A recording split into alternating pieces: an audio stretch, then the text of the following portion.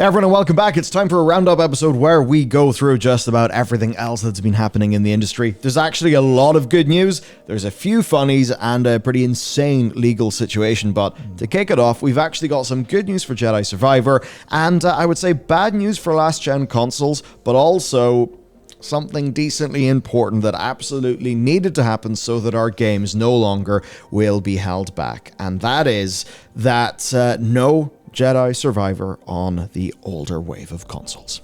As soon as I saw that, I celebrated, because it's about time. The PS4 was released almost 10 years ago. It's time to let it have a little bit of a rest. At least I think. Yeah, and when explaining this, here's an example. We actually considered ray tracing for the new gen Fallen Order because we were already building it into Survivor, but ultimately scrapped it because the environment art authoring between the generations was pretty different. That's one of the things. As an example, one of the reasons why Halo Infinite looked like such dog whenever it was initially shown off at E3, that was just bad lighting. And when you are limited, because you see, there's some things, right, where it's all just about the horsepower. You know, how fast can you do the thing? Depends how many horses you got in the engine. There are other things, though, that fundamentally will operate in different ways depending on the hardware platform that you essentially have as your base assumption. And that would mean that for as long as we are fundamentally tethered to those older consoles, we're going to be in a bit of a problem. Even the Xbox Series S can provide a little bit of a problem, but platform-wise, fundamental, architecture-wise, it shares a hell of a lot with the Series X and is more modern, therefore will hold us back less. And what that actually means for the game is, well, if you've ever wondered, bottom line, we learned quickly we could take advantage of faster processors, larger, faster memory, better loading times, etc., to make much larger maps, more detail, greater density, broader enemy NPC variety, and overall fidelity. Essentially the situation where, in a way, you do have to move at the speed of the slowest person in your group. Mm-hmm. There's always some fundamental level of being held back. No longer are we being held back.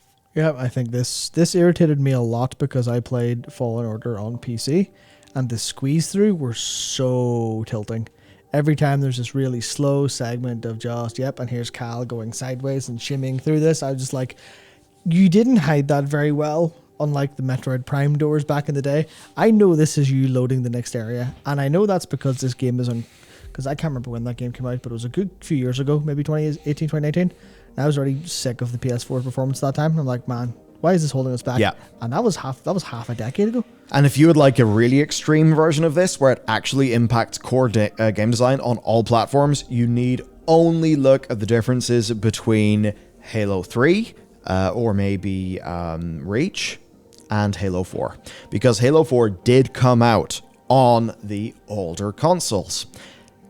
And you'll notice that enemy density and a whole bunch of those things are way, way clipped on Halo 4, and it is flat out confirmed that having to still squeeze Halo 4 onto an Xbox 360, I mean, they did a damn good job, all things considered, but it did come at a price. So overall, I am more and more excited for Survivor now that I know that at a fundamental design level, it's going to be free from those constraints. Yeah, it's nice to have a launch to look forward to, and I suppose speaking of that, The Pale Beyond, the video game that we are developing, launches on the 24th of February at 4 p.m. UK time, 8 a.m. Pacific time. And to celebrate this whole thing, we're actually making a documentary. The very first episode is out right now, as in about 30 minutes before you saw this video. It went out, so be sure to check it out after this one. It is honestly, I think, one of the best bits of content that we have made, and it will tell the story that you have not seen, but that has been going on here since 2018. So 25 minutes of content in that, and the rest of the series will follow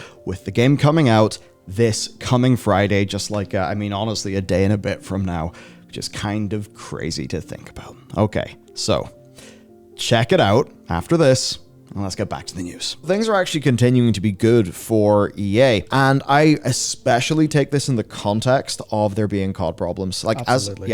So as an example with COD, Warzone 2, from what I understand, was a move away from some design directions that Warzone 1 took. That was not particularly popular, kind of suffered for that. They're moving it back in maybe a better direction. When you then look at the overall output of content for Modern Warfare 2, I think there is one good thing with a mid-season map this time around, but generally you've got a fan base who are wondering, where is all the content? Why are we not getting as much content as we would want? Then, of course, we get the news breaking that actually the plan to have essentially a like expansion thing, almost like a giga expansion for Modern Warfare 2 in 2023 to be the premium Call of Duty release, that it seems like that is now more of a full-fledged game. That's a collaboration between all the studios, which then has made a lot of people think, oh, really? They had a great hit with Modern Warfare 2, and they're just not going to give it the map support? And amid that backdrop, you have Apex. Especially remembering that Apex, and this is important if you've not played it, because I haven't played it much since launch either, but it is advancing what it is as a game now that it's at its 4th anniversary. It's unfortunate. I've had it installed for a long time, and I've desperately wanted to play it.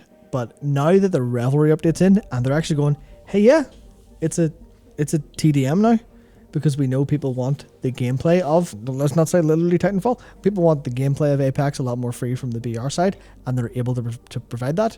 They're able to take the arena mode that was supposed to be that wasn't working in the way they intended, and kill it, as well as they're pushing basically everything.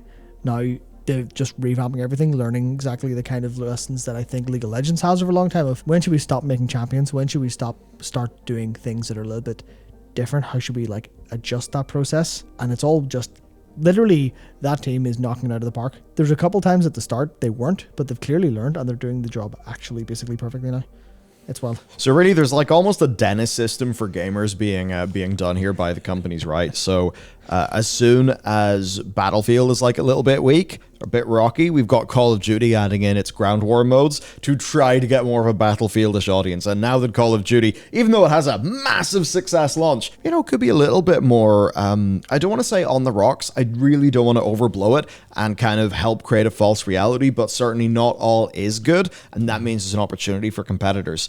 And in a world where Apex is extremely real competition to Warzone, I mean, obviously not all of Apex is played on Steam, not all of Call of Duty and PC is played on Steam, but you compare the numbers of Apex Legends to Warzone 2, and Apex Legends is doing pretty damn well. So now the idea then that you've got a Call of Duty style TDM within that, and in spite of some teething problems, levers and that kind of thing, it does seem that like as an experiment, it's good.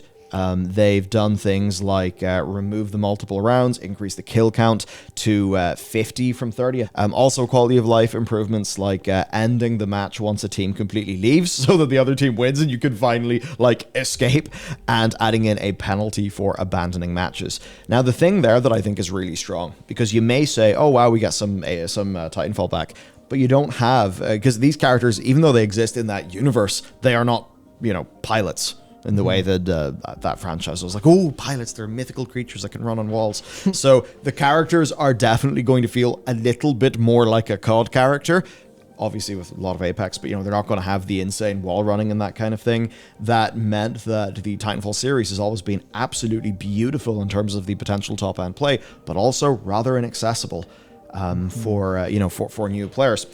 So I think that's all kind of interesting. It just shows Apex is going from strength to strength. It can compete on more fronts than just the Battle Royale, and we truly do have a mainstay.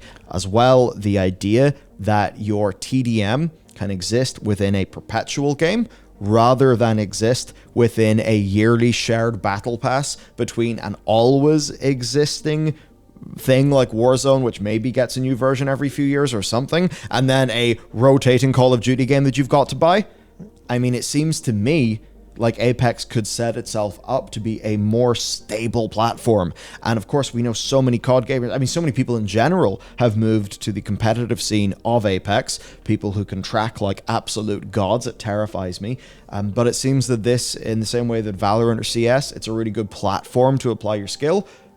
Apex, it already has been that. If they can just keep on the TDMs, maybe move into search and destroy, build up that side of the game, then my God, will they have a lot of power. And we do know that one of their broader plans, like the cancellation of, I think it was called, was it Titan Legends? Titanfall Legends, yeah. Titanfall Legends, yeah, obviously a play on words, was supposed to be a single player experience set within a broader, kind of like a broader version of Apex, and Apex is almost a platform. We still, I think, have to assume that that broader version of Apex exists. They're just not doing that specific single-player campaign element, and that really, I think, clues us on to the larger grand strategy that they're playing here. I think it is absolutely the grand strategy they need to effectively fight Call of Duty on a multi-year basis. And they're also beating it in a place that Call of Duty has never been strong, which is lore and characters. Yeah. Because they've had 4 years of transmedia storytelling, building up characters, building up stories, and I didn't know about basically any of this, but I talked to people who do, and they love it to pieces. Dude, they love it. Yep, and now there's a lore hub where you can go to the website and read everything,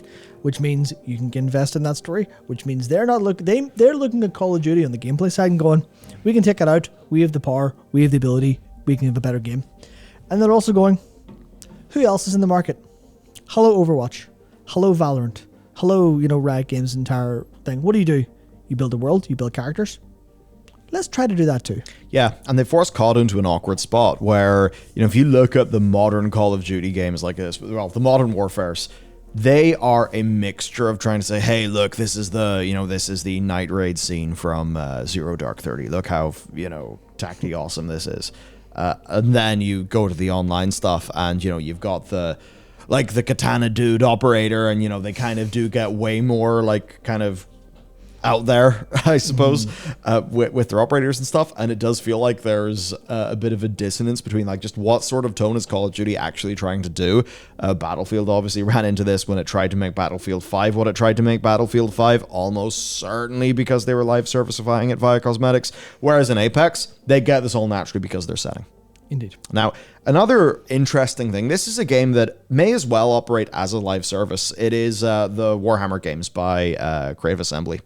And one of the great things they've done is Mortal Empires in Warhammer 3 and Mortal Empires in Warhammer 2, I believe was the name. It's basically where they marry the maps from all of the games together and create, by the time of 3, basically the whole world. Crazy. It's absolutely incredible. However, cost to entry was a massive problem. Now, I believe this campaign was actually led by Legend of Total War, a sort of streamer and YouTube creator that I have ended up watching for a long time indeed.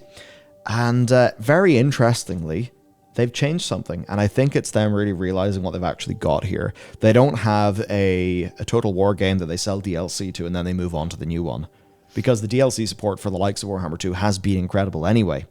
But I think they've realized that ultimately the price, the price barrier of having to buy 1, 2, and 3, and then DLCs.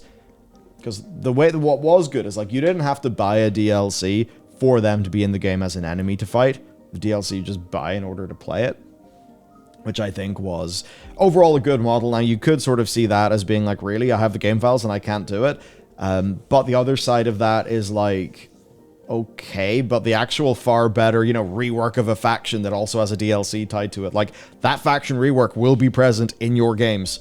Yeah. So kind of interesting, but TLDR, I think they have opened this up as something that can be a strong platform moving forward by making it so that Warhammer 3 includes Immortal Empires. Yep, literally just, hey, we're going to give this to people who own 3 games. Hang on, this is really good. Let's just give it to people who own the new one. And then we'll finesse some extras for those who have the extra 2 games. So let's see who wins in this scenario. We do, because more people play our awesome mode that everyone's praising to high water and back. Yeah, it is the mode that people play. Especially I think the Vortex campaign of Warhammer 2. Personally, I think it was way better than the Chaos campaign of Warhammer 3, which broadly was not well received. So the mode is Immortal Empires. To be clear, I don't know if the number is 90% or 95%, but for the long term of this game, it is all Immortal Empires. Yep. So they're yeah, that's our win. Everyone gets the player mode. What's the win? Everyone gets the player mode. They win too. What's the win? People who have all 3 games still feel respected and don't feel like there's been a rug pull for people who maybe bought them ahead of this news.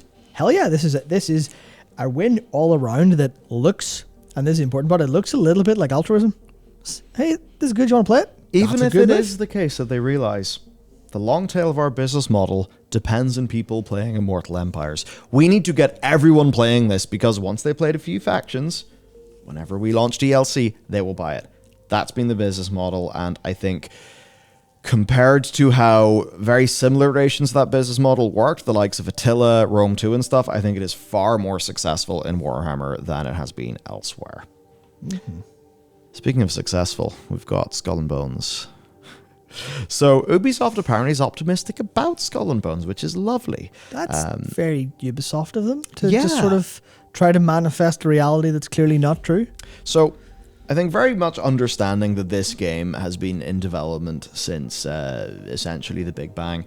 An investor asked at their Q&A what sort of sales would be needed in order for it to return a profit. And they said, we said in January, we've been very happy with the playtests that we've seen in early January, so we have a very strong, improved version of the game to show to players that they haven't seen yet. And I have to wonder if that is a reference to the extremely lukewarm reception to the sort of gameplay, like little reveal that they had, which looked pretty awful.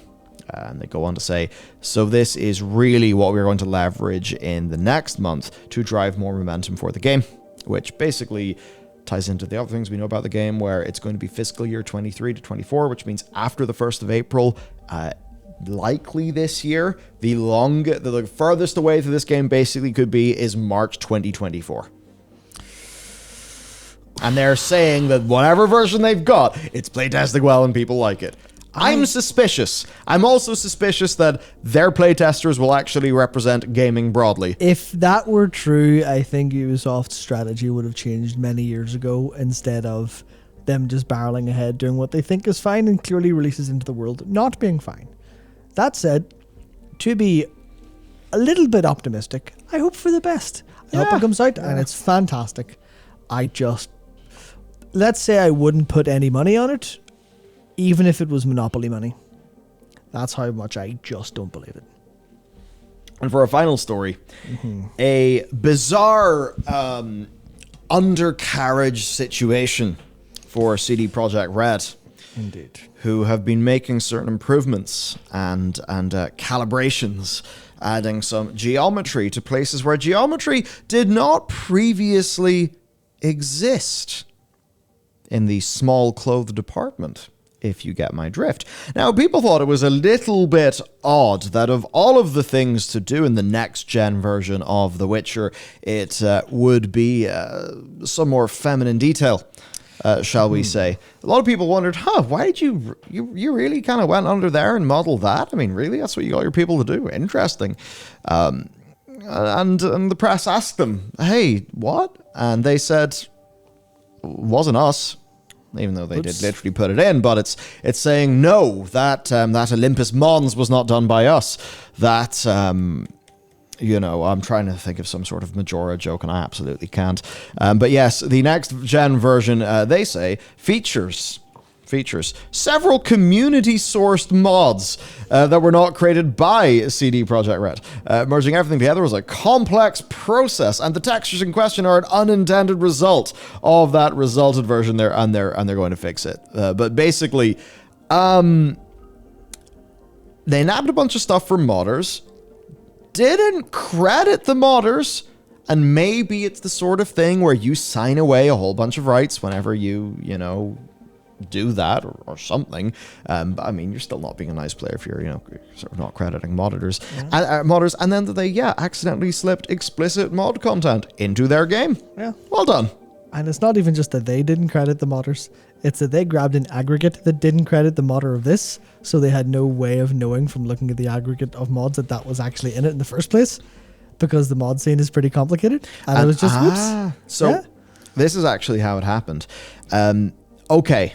When CDPR decided to incorporate the mod pack, they didn't know that they were inadvertently adding these things. They essentially went to the HDMR mod author, and that author claimed that they were the sole person who made these mods. So it basically turns out that guy made, his mod was a collection of mods. And it's awkward. You can see clearly a mistake. You can see that CDPR, I suppose, honestly, just due diligence was not done. They trusted the word of a modder who themselves was maybe not being the most scrupulous with the content of their mod. And because of that, for a limited time only, there are enhanced geometry features in The Witcher 3 Enhanced Edition for the next gen. Just like those that are apparently in Half-Life Alyx, people discovered, and nothing was ever said about that again. Might as well save some 3D modeler some time. Yeah, so there you go. Right. We had to end things in a rather MXR reviews note, but hey, it is what it is. So that's of course that's it for today's episode. If you'd like to support us, definitely the Pale Beyond is coming out on the 24th of February. We would massively appreciate your support. Of course, Antarctic survival role-playing game. We're looking at 8 to 10 hours of content, so chunky business. Multiple endings, characters can die. I think every character just about can die throughout the game, so things can go pretty damn gnarly. Anyway, that's coming out. If you want to support us, then certainly I would say consider buying the game, and if you do buy the game, certainly consider leaving an honest review of the game, because over in Steam, actually getting user reviews is one of the more important things. Sure is. So with that said, thanks for tuning in. See you next time.